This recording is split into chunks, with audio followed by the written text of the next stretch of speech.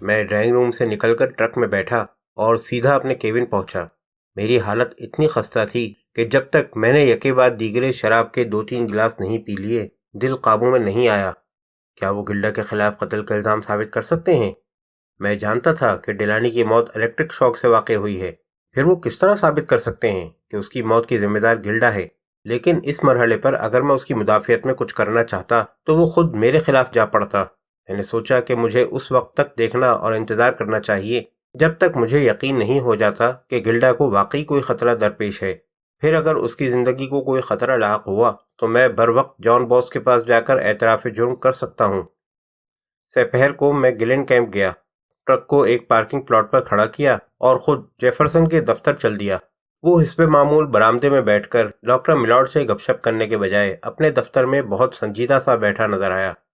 Hello صاحبزادے، اس نے کرسی پر سیدھا ہوتے ہوئے کہا۔ آؤ بیٹھو۔ میں اس کے سامنے دوسری کرسی پر بیٹھ گیا۔ اس نے میز کی دراز سے ایک بوتل اور 2 گلاس نکالے، ایک گلاس میں تھوڑی سی شراب ڈال کر میرے سامنے رکھ دی اور دوسرے کو نصف سے زیادہ بھر کر اپنے سامنے رکھ لیا۔ وہی باتیں ہو رہی ہیں جنہیں میں چاہتا تھا کہ نہ ہوں، جیفرسن نے ایک گھونٹ لیتے ہوئے کہا۔ مجھے اپنے دل کی گہرائیوں میں محسوس ہو رہا تھا کہ ڈیلانی کی موت ضرور کوئی الجھن پیدا کرے گی۔ اگر مجھے معلوم ہوتا کہ اس نے وہ انشورنس پالیسی خریدی ہے تب میں زیادہ چھان بین سے کام لیتا۔ اب کیا کارروائی ہو رہی ہے؟ میں نے پوچھا۔ لاش کا پوسٹ مارٹم کیا جا رہا ہے، اس کے لیے لاس اینجلس سے ڈاکٹر ایلیسن کو لایا گیا ہے۔ قریب ڈیلانی کی لاش کل رات قبر سے نکالی جا چکی ہے، جیفرسن نے افسردگی سے سر ہلاتے ہوئے جواب دیا۔ تمہیں معلوم ہے کہ میڈکس کے خیال میں مسز ڈیلانی نے اپنے شوہر کو ہلاک کیا ہے؟ میں نے پوچھا۔ جیفرسن نے اثبات میں سر ہلایا۔ مگر میری عقل اسے تسلیم نہیں کرتی، اس نے کہا۔ وہ لڑکی تو ایک مکھی کو بھی نقصان نہیں پہنچا سکتی۔ میں 60 سال تک جھک نہیں مارتا رہا۔ کوئی مجرم میرے سامنے آتا ہے تو میں فوراً پہچان لیتا ہوں۔ میں شرط لگا کر کہہ سکتا ہوں کہ وہ لڑکی بالکل بے گناہ ہے۔ میں تم سے 100% اتفاق رکھتا ہوں، میں نے جواب دیا۔ میں تو یہ بھی کہتا ہوں کہ یہ سرے سے قتل کی واردات ہی نہیں ہے، جیفرسن نے اپنی بات جاری رکھی۔ میرے خیال سے ڈیلانی نے خودکشی کی ہے۔ اس کی بیوی اس کے ساتھ رہنے اور اس کی باتیں برداشت کرتے کرتے تنگ آ چکی تھی، وہ اسے چھوڑ کر چلی گئی۔ دوسری طرف ڈیلانی ایک ڈالر کو محتاج ہو رہا تھا۔ اس حالت میں بیوی کا بھی ساتھ چھوڑ کر چلے جانا اس سے برداشت نہیں ہو سکا۔ کسی نہ کسی طرح اس نے ٹی وی کا بیک کور علیحدہ کیا۔ مجھ سے یہ مت پوچھنا کہ کیسے۔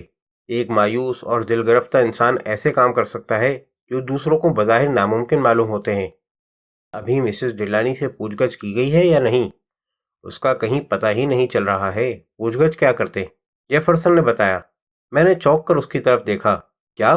میں نے تیزی سے کہا۔ مسٹر میکلن جو اس کے وکیل ہیں، انہیں تو معلوم ہوگا کہ وہ کہاں ہے۔ نہیں، مسٹر میکلن صرف اتنا جانتے ہیں کہ اب وہ اس کرائے کے فلیٹ میں نہیں ہے جہاں وہ یہاں سے جا کر رہی تھی، جیفرسن نے جواب دیا۔ انہیں اس کی جانب سے ایک خط ملا تھا جس میں اس نے لکھا تھا کہ وہ فلیٹ چھوڑ کر کوئی اور جگہ تلاش کر رہی ہے۔ جب کوئی مناسب جگہ مل جائے گی تو وہ انہیں خط لکھ کر اطلاع کر دے گی۔ یہ 3 دن پہلے کی بات ہے۔ اس کے بعد سے اس کی کوئی خبر نہیں ملی۔ جان باس کا خیال ہے کہ وہ خوفزدہ ہو کر کہیں بھاگ گئی ہے۔ کیا وہ اس کی کار سے بھی اس کا پتہ نہیں لگا سکے؟ کار اس نے فروخت کر دی ہے۔ اچانک برآمدے کی جانب سے کسی کے بھاری قدموں کی آواز سنائی دی۔ ہم دونوں نے دروازے کی طرف دیکھا۔ دوسرے لمحے جان باس آفس میں داخل ہو رہا تھا۔ اس کی آنکھوں میں چمک تھی جیسے وہ کوئی خوشخبری سن کر چلا آ رہا ہو۔ وہ دروازہ بند کرتے ہوئے اندر آ گیا۔ اب بتاؤ کیا کہتے ہو؟ اس نے جیفرسن کو مخاطب کیا۔ ڈیلانی الیکٹرک شاک سے نہیں مرا تھا۔ میں نے بے اختیار چونک کر جان باس کی طرف دیکھا۔ مجھے یقین نہیں آ رہا تھا کہ جو کچھ میرے کانوں نے سنا ہے اس نے حقیقت میں وہی الفاظ ادا کیے ہیں۔ جیفرسن خود بھی منہ کھولے بیٹھا رہ گیا۔ اس کی نظریں جان باس پر جمی ہوئی تھیں۔ اگر وہ الیکٹرک شاک سے نہیں مرا تو پھر کیسے مرا؟ اس نے پوچھا۔ ڈیلانی کو زہر دیا گیا ہے، جان باس نے بتایا۔ کسی نے اسے اتنا سائنائڈ کھلا دیا تھا جو آدھے گلین کیمپ کو ختم کرنے کے لیے کافی ہوتا۔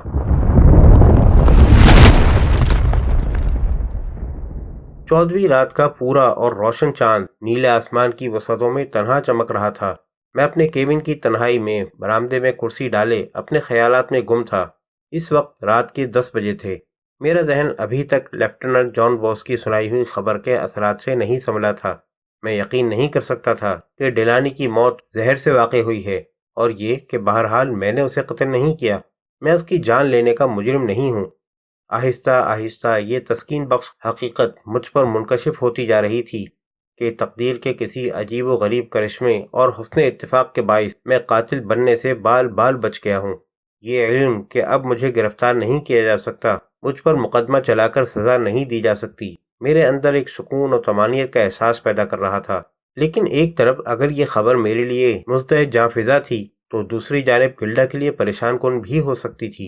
یہ بات نہیں تھی کہ میرے دل میں ایک لمحے کے لیے بھی یہ شبہ پیدا ہوا ہو کہ اس نے ڈیلانی کو زہر دیا تھا۔ میں اس کے خلاف اپنے دل میں کسی بدگمانی کو جگہ دینے کے لیے تیار نہیں تھا۔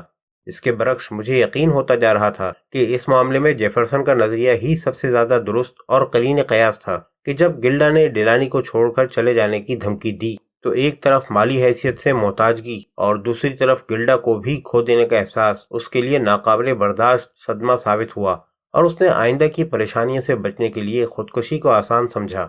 اگر میں نے اسے قتل کرنے کا پلان نہ بنایا ہوتا، یا اگر میں کیون نہ گیا ہوتا اور اس طرح کے حالات پیدا نہ کر دیے ہوتے جن سے شبہ ہوا کہ وہ بجلی لگنے سے مرا ہے، تو گلڈا اس پوزیشن میں نہ ہوتی جس میں وہ اب پڑ گئی ہے۔ اسے بچانے کے لیے میں اب بھی پولیس کو یہ بتانے کے لیے تیار تھا کہ اس سلسلے میں نے کیا کردار ادا کیا ہے، لیکن بہرحال میں قاتل نہ سہی، اقدام قتل کا ذمہ دار تو ضرور تھا، اور یہ بھی قانون کی نگاہ میں ایک شدید جرم ہے۔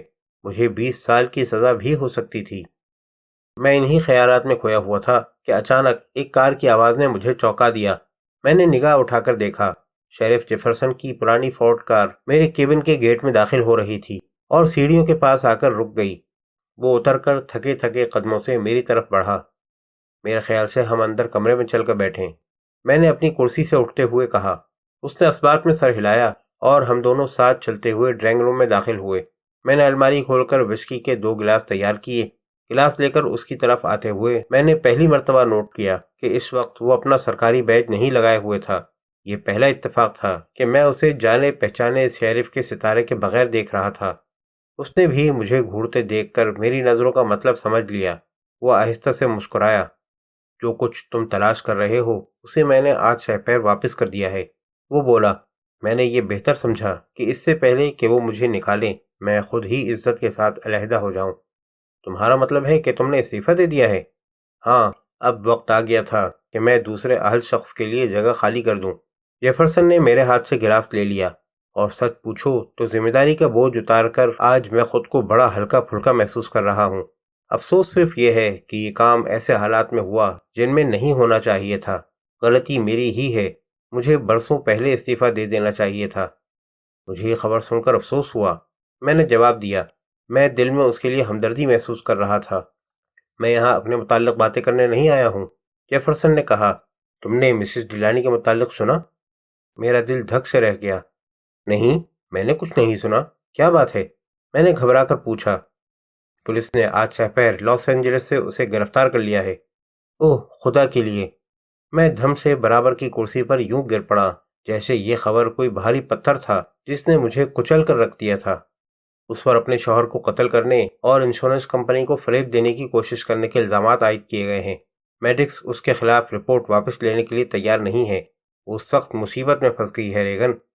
میں نے محسوس کیا کہ اس وقت جیفرسن نے مجھے میرے دوسرے نام سے پکارا ہے۔ لیکن اس نے ڈیلانی کو قتل نہیں کیا، میں نے کہا۔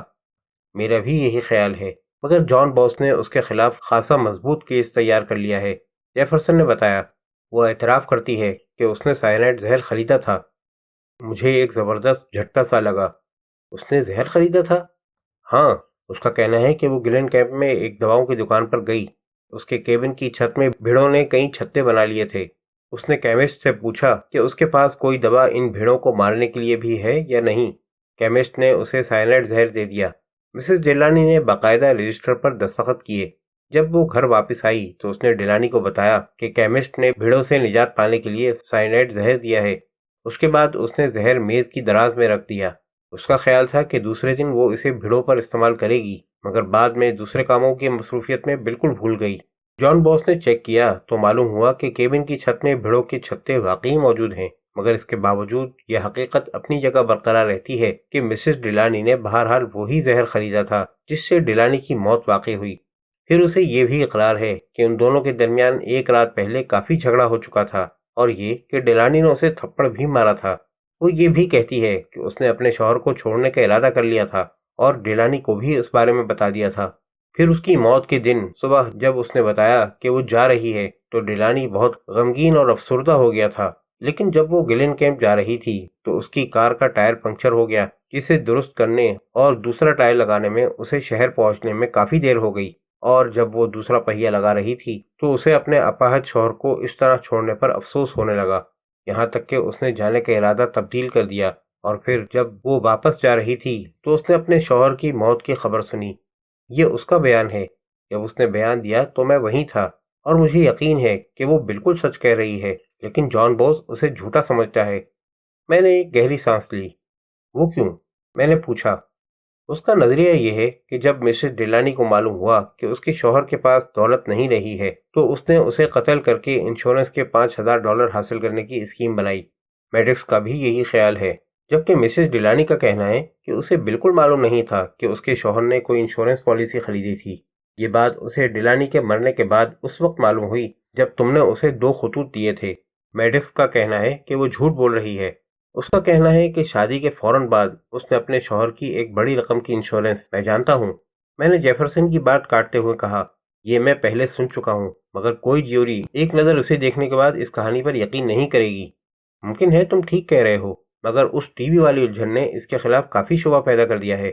میڈکس اور جان بوس دونوں قسم کھاتے ہیں کہ ڈیلانی کبھی اس کا بیک کور علیحدہ نہیں کر سکتا تھا، مگر میرا خیال ہے کہ اگر وہ حد سے زیادہ مایوس، دل شکستہ اور اپنی زندگی سے بیزار تھا تو کر بھی سکتا ہے، مگر یہ ایسی بات ہے جس کا فیصلہ جیوری ہی کر سکتی ہے۔ لیکن سب سے زیادہ اہم دلیل، جسے میں بھی رد نہیں کر سکا، یہ ہے کہ اگر ڈیلانی نے خود اپنی جان لی ہے تو آخر اس نے اس گلاس کا کیا کیا جس میں زہر گھول کر پیا تھا؟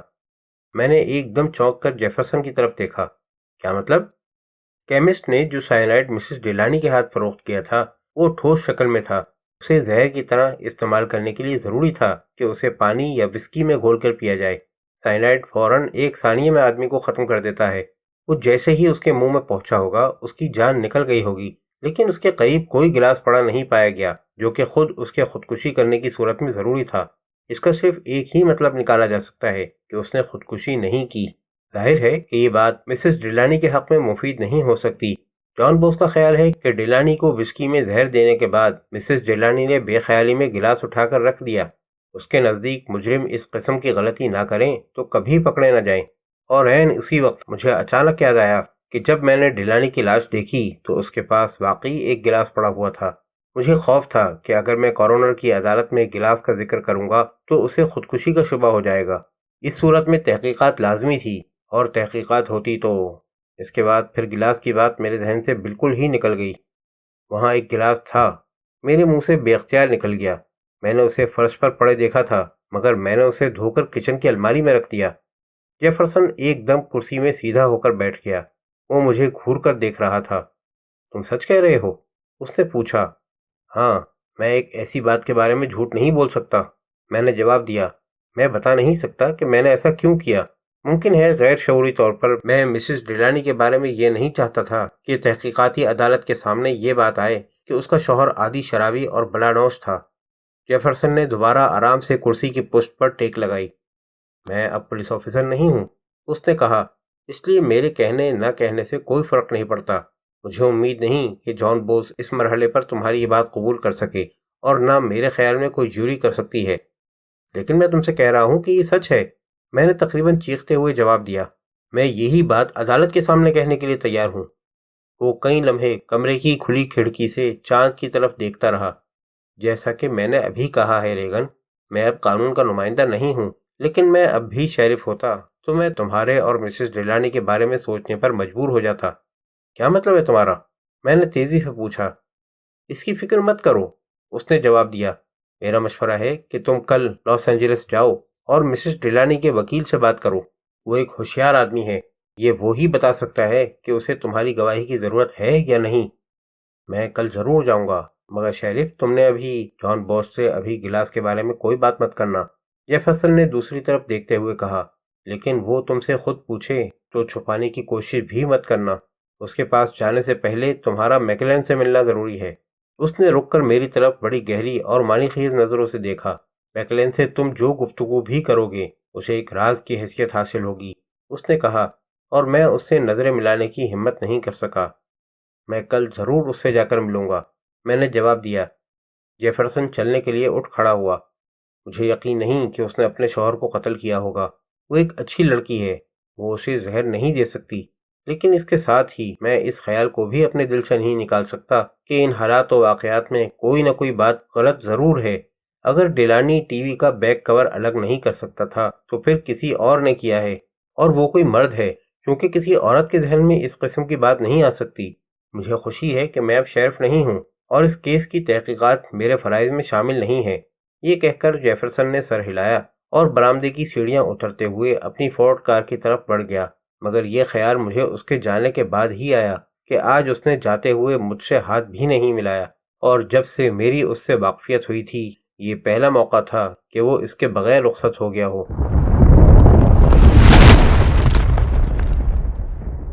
دوسرے دن صبح ہوتے ہی میں لاس اینجلس روانہ ہو گیا اور وہاں پہنچ کر پہلے مسٹر میکلین کے پاس گیا۔ اس نے بڑی توجہ سے گلاس کے بارے میں میرا بیان سنا، اور جب میں اپنی بات ختم کر چکا تو میں نے آخر میں پوچھا، کیا اس بیان سے مسز ڈیلانی کی پوزیشن صاف ہو جائے گی؟ اسے قتل کے الزام سے بری کر دیا جائے گا؟ میں اس حد تک تو نہیں کہہ سکتا، میکلین نے جواب دیا، مگر ہاں، اس سے مدد ضرور ملے گی۔